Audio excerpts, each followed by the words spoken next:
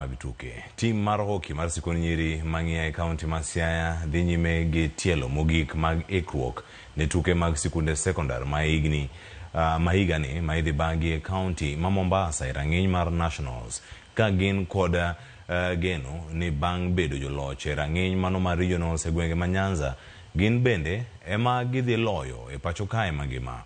Tukego ma ibiro bago kanyo kochopo mane kar tiegruok mag jopuonj ma Shanzu TTC biro chakore tarik 6 nyaka tarik 13 dwe manyien. Reporter marwa e kaunti ma Siaya George Amolo ne otimo limbe mar sikun nyiri mang'ia kendo koro onyiso kit ikruok madhi nyime gi sani.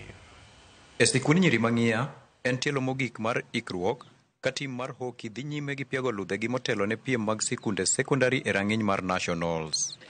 Sikun nyiri mang'ia nobedo joloch kendo ting'o simbo mar tugo mar hockey mar nyiri e piem mag sikunde sekondari ma Nyanza bang' kane giloyo sikun nyiri ma Nyamira gol 1-0 e finals ka japuonj margi mar hockey George Nyadida lero kit okenge ma giseketo mag neno ni gichako gi rieny e rang'iny mar Nationals bende. Wasetimo ikruok maber kwaikre ne dhi piem madhi timre dala mar Mombasa 1 week from now.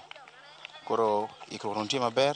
Jatelo se miyo gigo mane wadwaro, stakes wan godo, balls nitiere, nyithindo bende oikre kabisa mar dhi neno ni giyudo loch kwa dhi dala mar Mombasa. En gima ber ahinya nikech wating'o simbo mar Nyanza region te, to maduong' ahinya ni Siaya County koro nyinge pod dhi malo e tugo mar hockey ni endi. Owacho ni sikuni nyiri ma Nyamira mosebedo negi obadho kendo koro en gadieri ni bang' thichogi oko e rang'iny mar Regionals, ng'ia ema wang'ni biro bedo joloch e rang'iny mar Nationals bende. Golwa for this year ne ni mondo nyithindo gi ochop e East Africa Games mibiro tug August.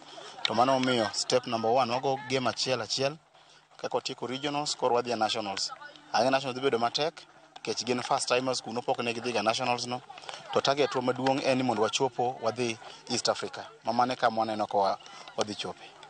E rang'iny mar Nationals, sikuni nyiri mang'ia dhi rado gi Tigoi Girls, St. John's Kaloleni to kod M-Pesa Foundation e pool A ka kocha machielo mar timno japuonj Edwin Ogony wacho ni gionge luoro kata matin. Ok abi wacho ni waluor, but team mang'ini dhi miyowa challenge, teams to tek.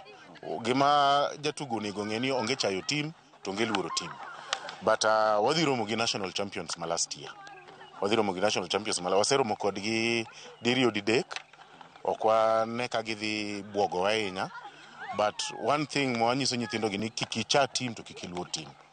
Sasa miyudo team moro amora to kawi the most utmost seriousness moro amora minyakawo. But pool wano to wan gi national champs ma last year, Tigoi Girls.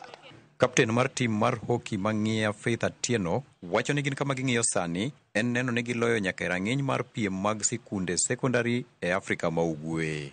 An kaka kapten mar jo hockey ng'ia kae, singo manyalo wacho en ni kwa dhi Mombasa wadwaro tiyo matek mondo wane ni waduogo go kombe dala.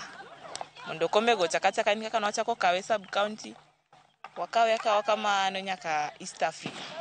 En ikruok mochuo chieng' ka jotugo mag hockey mang'ia Girls High School kae nigi geno ni kendo gin ema gidhi bedo joloch e tugo mag hockey e piem mar sikunde sekondari midhi tim Mombasa dwe manyien. George Amolo, Ramogi TV, Siaya.